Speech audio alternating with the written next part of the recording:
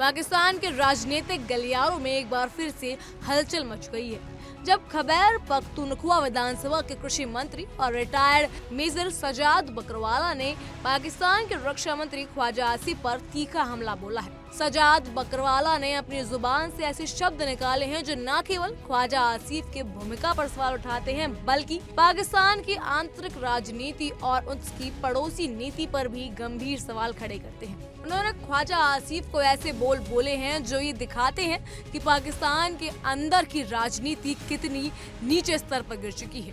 एक बार ये viral video देखिए। ख्वाजा आसिफ ने एक बयान दिया है कि अफगानिस्तान हमारा दुश्मन मुल्क है। आप अंदाजा करें, इतना बेशरम, इतना बेगैरत, इतना बेहिस, इतना बेहया इंसान हमने जिंदगी में देखा नहीं था। जिस तरीके से ये वजीर दिफा जो है ये बार बार अजीब और गरीब किस्म के बयान देता रहता है।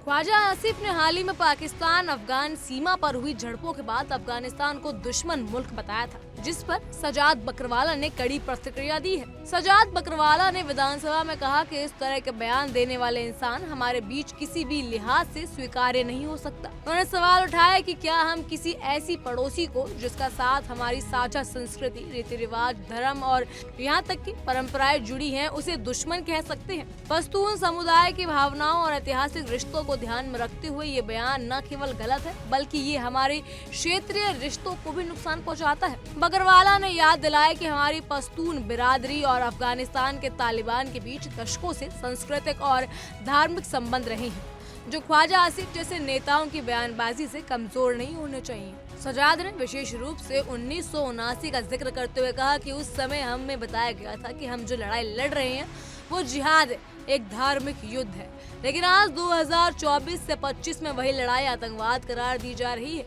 और हमें बताया जा रहा है कि हम इस लड़ाई में डॉलर लेकर शामिल हुए थे।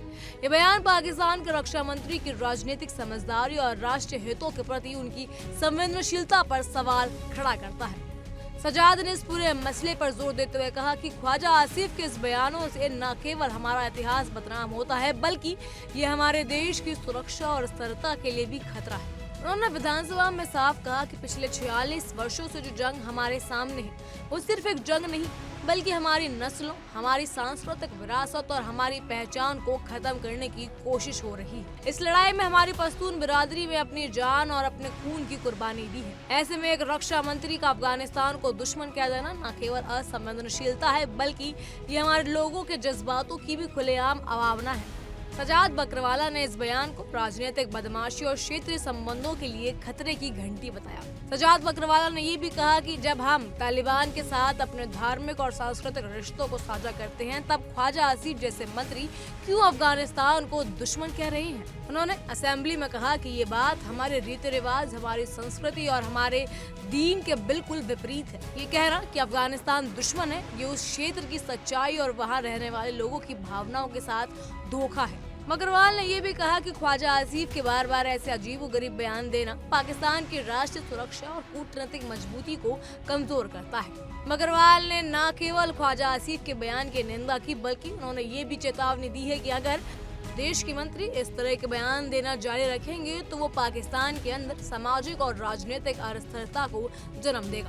उन्होंने कहा कि हमें अपने पड़ोसी के प्रति सम्मान और संवेदनशीलता दिखानी होगी, तभी क्षेत्र में स्थिरता और विकास संभव होगा।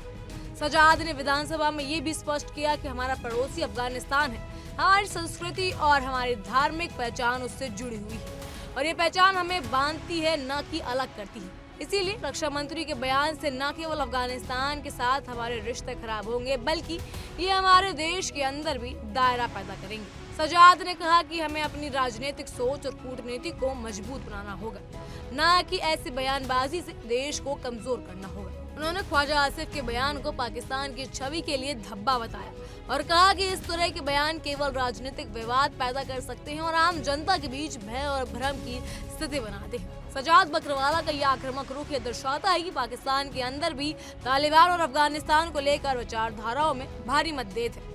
ऐसे वक्त में जब क्षेत्रीय स्थिरता की जरूरत है, ऐसे बयान स्थिति को और जटिल बना देते हैं। इस पर आपका क्या कहना है, हमें कमेंट सेक्शन में जरूर बताइएगा। फिलहाल के लिए इतना ही। तमाम खबरों के लिए फॉलो कीजिए इंडिया डेली को।